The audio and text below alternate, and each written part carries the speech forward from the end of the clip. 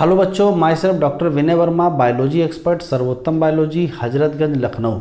सबसे पहले तो आप लोग हमारे चैनल को सब्सक्राइब कर दीजिए, इस वीडियो को लास्ट तक देखिए और यदि वीडियो आपको पसंद आए तो इसको लाइक करिए और ज़्यादा से ज़्यादा लोगों को शेयर करिए। लास्ट लेक्चर पर हम लोगों ने बायोटेक्नोलॉजी के इंट्रोडक्शन पोर्शन कंप्लीट कर लिया था। आज हम लोग थर्ड लेक्चर डिस्कस करेंगे, बायोटेक्नोलॉजी प्रिंसिपल एंड प्रोसेस। और आज के लेक्चर का जो इम्पोर्टेंट पार्ट है वो है first recombinant DNA. First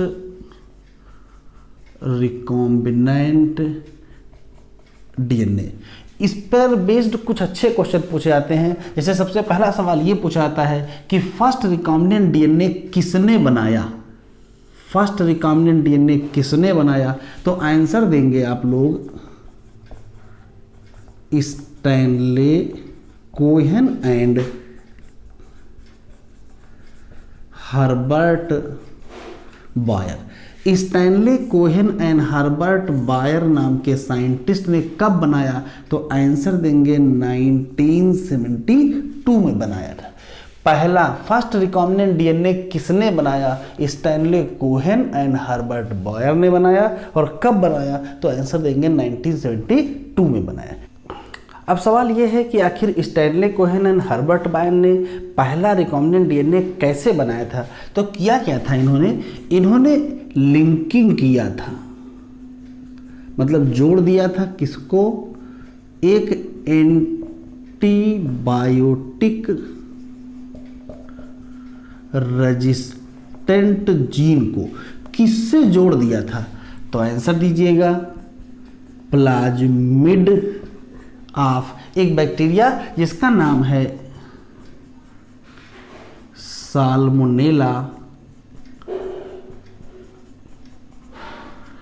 टाइफिमुरियम। Salmonella टाइफिमुरियम के प्लाज्मिड से क्या जोड़ दिया था, एंटीबायोटिक रेजिस्टेंट जीन। दो क्वेश्चन यहाँ पर हैं कि ये प्लाज्मिड क्या होता है। प्लाज्मिड के बारे में यहाँ लिखा है कि ये एक प्रकार का autonomously replicating circular extra chromosomal DNA. Autonomously replicating circular extra chromosomal DNA. मान लेते हैं कि ये साल्मोनेला टाइफिमुरियम है, तो साल्मोनेला टाइफिमुरियम में ये मान लेते हैं उसका मेन न्यूक्लियाइड है। ये अगर उसका मेन न्यूक्लियाइड है तो मेन न्यूक्लियाइड के साथ में ही सर्कुलर एक डीएनए पाया जाता है, और इसी सर्कुलर डीएनए को कहते क्या हैं, प्लाज्मिड कहते हैं। तो इन्होंने क्या किया था, ये इंपॉर्टेंट क्वेश्चन है, बहुत बार नीट में पूछा गया है कि पहला रिकॉम्बिनेंट डीएनए किसने बनाया, तो आंसर देंगे Stanley Cohen and Herbert Boyer ने बनाया। कब बनाया, 1972 में बनाया। कैसे बनाया, इन्होंने एंटीबायोटिक रेजिस्टेंट जीन को जोड़ दिया था किसमें, प्लाज्मिड, किसके, साल्मोनेला टाइफिमुरियम के। अब ये प्लाज्मिड क्या है, इसके बारे में एनसीईआरटी में ब्रैकेट में लिखा है, ये ऑटोनॉमसली मतलब स्वतः रिप्लिकेट करने वाला सर्कुलर डीएनए है, और कैसा है, एक्स्ट्रा क्रोमोसोमल डीएनए। ठीक है, प्लाज्मिड ये क्या है, छोटा सा सर्कुलर डीएनए होता है जो मेन न्यूक्लियोइड के अलग पाए जाते हैं। अब सवाल ये है कि ये एंटीबायोटिक रेजिस्टेंट जीन लाए कहाँ से थे, तो एंटीबायोटिक रेजिस्टेंट जीन को इन्होंने आइसोलेट किया था। कहाँ से, किसी एक पर्टिकुलर प्लाज्मिड से। ऐसा कोई बैक्टीरिया जिसके प्लाज्मिड पर एंटीबायोटिक रेजिस्टेंस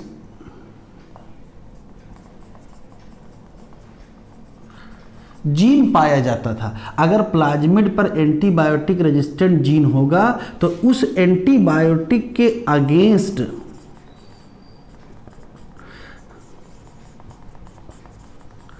रेजिस्टेंट भी इस बैक्टीरिया में होगा। तो जिस पर्टिकुलर बैक्टीरिया में किसी पर्टिकुलर एंटीबायोटिक के लिए रेजिस्टेंट पाया जाता है, उस पर्टिकुलर बैक्टीरिया के प्लाज्मिड पर वो एंटीबायोटिक रेजिस्टेंट जीन पाया जाता है। मतलब अगर किसी बैक्टीरिया में एंटीबायोटिक का रेजिस्टेंस है, इसका मतलब है कि उस बैक्टीरिया के प्लाज्मिड के पास वो एंटीबायोटिक रेजिस्टेंट जीन है। तो इन्होंने क्या किया, इस बैक्टीरिया के प्लाज्मिड से सिर्फ एंटीबायोटिक रेजिस्टेंस वाला हिस्सा रिमूव कर लिया। मान लेते हैं कि ये पर्टिकुलर प्लाज्मिड है और इस पर्टिकुलर प्लाज्मिड का सिर्फ इतना हिस्सा एंटीबायोटिक के रेजिस्टेंस वाला जीन है। तो क्या करेंगे, सिर्फ इतने हिस्से को यहाँ से आइसोलेट कर लेंगे। इतने हिस्से को आइसोलेट करके किसके प्लाज्मिड से जोड़ देंगे, साल्मोनेला टाइफीमुरियम के। तो इन्होंने सिर्फ इतना काम किया था कि कोई ऐसा बैक्टीरिया जिसके पास कोई एंटीबायोटिक रेजिस्टेंस की प्रॉपर्टी थी, उसके प्लाज्मिड पर एंटीबायोटिक रेजिस्टेंट जीन था, उस जीन को आइसोलेट किया और आइसोलेट करके उसको लिंक कर दिया किससे, प्लाज्मिड ऑफ द साल्मोनेला टाइफीमुरियम। लेकिन जितना बोलने में आसान है कि वहाँ से आइसोलेट कर लिया और वहाँ जोड़ लिया, इतना आसान है नहीं। सिर्फ समझने में बोलने में तो आसान है, लेकिन वास्तव में ये प्रोसेस कठिन है। पहली प्रोसेस क्या कठिन है कि किसी पर्टिकुलर प्लाज्मिड में वो हिस्सा कैसे पता चले कि कहाँ एंटीबायोटिक रेजिस्टेंस जीन है। पता भी चल जाए तो इस पर्टिकुलर केवल इतना ही हिस्सा हम काट के अलग कर ले, ये भी आसान नहीं है, और फिर उसको जोड़ ले, ये भी आसान नहीं है। तो काटने के लिए एंटीबायोटिक रेजिस्टेंट जीन को आइसोलेट करने के लिए एक स्पेसिफिक एंजाइम का इस्तेमाल किया गया, जिसका नाम है रिस्ट्रिक्शन एंडोन्यूक्लियेज, जिनको कहते हैं मॉलिक्यूलर सीजर्स। मॉलिक्यूलर सीजर मतलब मॉलिक्यूलर कैंची जिनको कहा जाता है। तो पहला इंपॉर्टेंट काम क्या, प्लाज्मिड पर जो एंटीबायोटिक रेजिस्टेंट जीन है, इसको आइसोलेट करने के लिए किसका इस्तेमाल किए, रिस्ट्रिक्शन एंडोन्यूक्लियेज एंजाइम का इस्तेमाल किए। और क्वेश्चन पूछाता है इनको कहते क्या हैं, तो इनको मॉलिक्यूलर सीजर्स कहते हैं। ये एक स्पेसिफिक पोर्शन ही काटते हैं। अब कैसे काटते हैं इसकी डिटेल चर्चा हम लोग आगे करेंगे, अभी यहाँ डिटेल में नहीं समझना है। यहाँ सिर्फ ये समझना है कि आइसोलेट करने में एंजाइम कौन सा इस्तेमाल किए, तो रिस्ट्रिक्शन एंडोन्यूक्लियेज एंजाइम इस्तेमाल किए। एक बात। दूसरा, अब पर्टिकुलर पार्ट को रिमूव करने के बाद दूसरे, चाहे वो साल्मोनेला टाइफीमुरियम का प्लाज्मिड हो, चाहे किसी का भी प्लाज्मिड हो, उसमें जोड़ना भी तो है। तो मान लेते हैं कि ये साल्मोनेला टाइफीमुरियम है और ये साल्मोनेला टाइफीमुरियम का प्लाज्मिड है। तो सबसे पहले तो इस प्लाज्मिड को बाहर निकाल लेंगे। चलिए ठीक है, इस प्लाज्मिड को बाहर निकाल लिया गया। उसके बाद इसको भी तो स्पेशली काटना पड़ेगा एक पर्टिकुलर जगह पर, तो इसको एक पर्टिकुलर पॉइंट से ओपन कर लेंगे। तो पर्टिकुलर पॉइंट से मान लेते हैं हमने इसको ओपन कर लिया इन लोगों ने, और पर्टिकुलर पॉइंट से ओपन करने के बाद जो ये आइसोलेटेड पीस ऑफ डीएनए है, इस आइसोलेटेड पीस ऑफ डीएनए को ले जा करके इससे जोड़ देंगे। तो ये देखिए, ये यहां जुड़ गया है। अब देखिए है क्या, इतना जो हिस्सा है ये साल्मोनेला टाइफीमुरियम के प्लाज्मिड का हिस्सा है, जबकि इतना जो ये हिस्सा है ये वो एंटीबायोटिक रेजिस्टेंट जीन है जिसको आइसोलेट किया गया किसी दूसरे बैक्टीरिया से। जब कभी, हाँ, दूसरा क्वेश्चन ये है कि काटेंगे किसकी मदद से, तो आंसर देंगे रिस्ट्रिक्शन एंडोन्यूक्लियेज एंजाइम की मदद से। लेकिन यहाँ जोड़ना भी तो है, तो जोड़ेंगे किसकी मदद से, तो जोड़ने के लिए जो एंजाइम इस्तेमाल होता है, तो एक एंजाइम इन्होंने ये इस्तेमाल किया और दूसरा जो एंजाइम था वो था डीएनए लाइगेज। डीएनए लाइगेज की मदद से यह पर्टिकुलर डीएनए जो एंटीबायोटिक रेजिस्टेंट जीन जिस पर पाए जाते हैं उसको साल्मोनेला टाइफीमुरियम से जोड़ देंगे। जैसे ही दो अलग प्रकार के डीएनए जुड़ेंगे, जो बनेगा इसी को कहा जाएगा रिकॉम्बिनेंट डीएनए।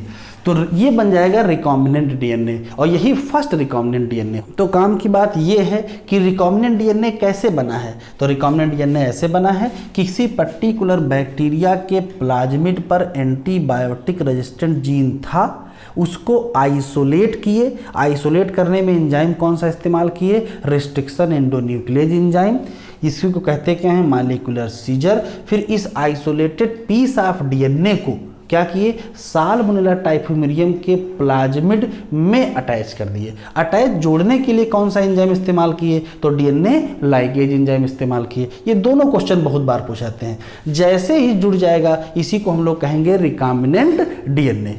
लेकिन अभी इस रिकॉम्बिनेंट डीएनए से हम कुछ हासिल नहीं कर सकते हैं। अगर आप चाहते हो कि एंटीबायोटिक रेजिस्टेंट का जो नेचर है वो इस पर्टिकुलर बैक्टीरिया में था और इस पर्टिकुलर बैक्टीरिया में नहीं था, तो चाहते हो कि एंटीबायोटिक रेजिस्टेंस का जो कैरेक्टर इस बैक्टीरिया में है और इस बैक्टीरिया में नहीं है वो इसमें आ जाए, तो क्या करना पड़ेगा, इस एंटीबायोटिक रेजिस्टेंट जीन वाला जो नया रिकॉम्बिनेंट डीएनए है इसको वापस किस में डालना पड़ेगा, साल्मोनेला टाइफिमुरियम में। तो इसको वापस साल्मोनेला टाइफिमुरियम में डाल देंगे तो ये साल्मोनेला टाइफिमुरियम कैसा हो जाएगा, ये एक प्रकार की रेजिस्टेंट वेराइटी हो जाएगी या रेजिस्टेंट बैक्टीरिया हो जाएगा। तो एक क्वेश्चन यहाँ और है कि जो ये रिकॉम्बिनेंट डीएनए बना है ये इन विट्रो है कि इन विवो है। आप इमेजिन करिए, सेक्सुअल रिप्रोडक्शन के द्वारा जो नया जेनेटिक कॉम्बिनेशन बनता है वो इन विवो होता है, लेकिन ये हम लोगों ने कराया है, आर्टिफिशियल मीडियम में कराया होगा। इस नाते ये रिकॉम्बिनेंट डीएनए बना है ये कहाँ बना होगा, तो आंसर देंगे इन विट्रो मीडियम में। तो याद रखिएगा फर्स्ट रिकॉम्बिनेंट डीएनए कैसा बनाया गया था, तो इन विट्रो कंडीशन में बनाया गया था, इन विवो नहीं है। याद रखिएगा इन विवो नेचुरल होता है और इन विट्रो आर्टिफिशियल होता है। तो फर्स्ट आर्टिफिशियल डीएनए रिकॉम्बिनेंट किसने बनाया, स्टैनले कोहेन ने बनाया, हर्बर्ट बायर ने बनाया। कैसे बनाया वो हमने आपको पूरा एक्सप्लेन कर दिया है। एक काम और रह गया है, ये जो रिकॉम्बिनेंट डीएनए है इस रिकॉम्बिनेंट डीएनए को रिप्लिकेट कराना बहुत ज़रूरी है। अभी मान लेते हैं कि इस रिकॉम्बिनेंट डीएनए को वापस इसमें डाला गया और डालने के बाद हुआ क्या कि जब साल्मोनेला टाइफिमुरियम मल्टीप्लाई किया तो ये पर्टिकुलर डीएनए रिप्लिकेट नहीं हुआ। तो इस पर्टिकुलर डीएनए का रिप्लिकेशन बहुत ज़रूरी है। यदि ये रिप्लिकेट नहीं होगा तो इसकी प्रोजनी में फिर रेजिस्टेंट नेचर नहीं आएगा। तो रिप्लिकेट होना बहुत ज़रूरी है। तो फिर करते क्या हैं, इस रिकॉम्बिनेंट डीएनए को किसी दूसरे बैक्टीरिया में भी डालते हैं। जैसे इस रिकॉम्बिनेंट डीएनए को किस में डाल दिया गया, इस्चरिचिया कोलाई में। इस्चरिचिया कोलाई क्या है, एक प्रकार का बैक्टीरिया है जो साल्मोनेला टाइफिमुरियम के जैसा ही है। इस्चरिचिया कोलाई में जब रिलीज करते हैं तो देखते ये हैं कि ये मान लेते हैं कि ये पर्टिकुलर इस्चरिचिया कोलाई है और उसके अंदर ये रिकॉम्बिनेंट प्लाज्मिड डाल दिया गया। जब इसकी प्रोजनी बनती हैं, इस्चरिचिया कोलाई की जब प्रोजनी बनती हैं तो ये मान लेते हैं 2 इस्चरिचिया कोलाई बन गई और दोनों के अंदर ये देखते हैं कि जो रिकॉम्बिनेंट डीएनए था वो मल्टीप्लाई करके दोनों प्रोजनी के पास है। रिकॉम्बिनेंट डीएनए दोनों प्रोजनी के पास है, इसका एक ही मतलब है कि जो रिकॉम्बिनेंट डीएनए था वो रिप्लिकेट कर गया है। तो recombinant DNA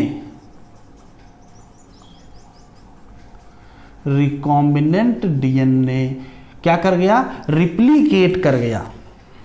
recombinant DNA replicate कर गया किसमें, इस पर्टिकुलर होस्ट में जिसका नाम क्या है, इस्चरिचिया कोलाई बैक्टीरिया है। तो इस्चरिचिया कोलाई बैक्टीरिया में अगर ये रिप्लिकेट किया होगा तो रिप्लिकेशन के लिए एंजाइम चाहिए, कौन सा, डीएनए पॉलीमरेज। तो ध्यान से सुनिएगा बच्चों, किसी पर्टिकुलर होस्ट में रिकॉम्बिनेंट डीएनए रिप्लिकेट तभी करेगा जब पर्टिकुलर होस्ट का डीएनए पॉलीमरेज एंजाइम इस्तेमाल करेगा। तो पर्टिकुलर होस्ट का डीएनए पॉलीमरेज एंजाइम इस्तेमाल करके रिकॉम्बिनेंट डीएनए रिप्लिकेट कर गया। अब जैसे ही रिप्लिकेट कर जाएगा तो दोनों प्रोजनी में दिखाई पड़ेगा। कल को इसकी भी प्रोजनी बनेगी, इसकी भी प्रोजनी बनेगी, तो फिर आगे प्रोजनी में हमको रिकॉम्बिनेंट डीएनए दिखाई पड़ेगा। तो इससे होगा क्या, इससे होगा क्या, रिकॉम्बिनेंट डीएनए की कॉपीज बनने लगेंगी। ध्यान से सुनिएगा, रिकॉम्बिनेंट डीएनए की जो कॉपी बनना होता है इसी को कहते हैं क्या, क्लोनिंग। क्या कहते हैं, क्लोनिंग। अब किसकी क्लोनिंग कर रहे हैं, तो ध्यान से सुनिएगा, antibiotic resistant gene, antibiotic resistant gene की क्लोनिंग है। किसमें, इस चिड़िया कोलाई में। एनसीईआरटी में लिखा हुआ है, ध्यान से सुनेंगे, यदि इस रिकॉम्बिनेंट डीएनए को या रिकॉम्बिनेंट प्लाज्मिड को ई कोलाई में डाल दिया जाता है तो वहाँ देखा यह जाता है कि ई कोलाई का डीएनए पॉलीमरेज एंजाइम इस्तेमाल करके वहाँ पर उसकी कॉपीज बनती हैं और इसी को कहते हैं cloning of antibiotic resistant gene in E coli. तो यदि हम कोई भी नया जेनेटिक कॉम्बिनेशन किसी पर्टिकुलर ऑर्गेनिज्म में बनाना चाहते हैं तो कौन कौन से स्टेप होने चाहिए किसी पर्टिकुलर ऑर्गेनिज्म का। यदि हम जेनेटिक मॉडिफिकेशन करना चाहते हैं तो सिर्फ 3 स्टेप करने पड़ते हैं।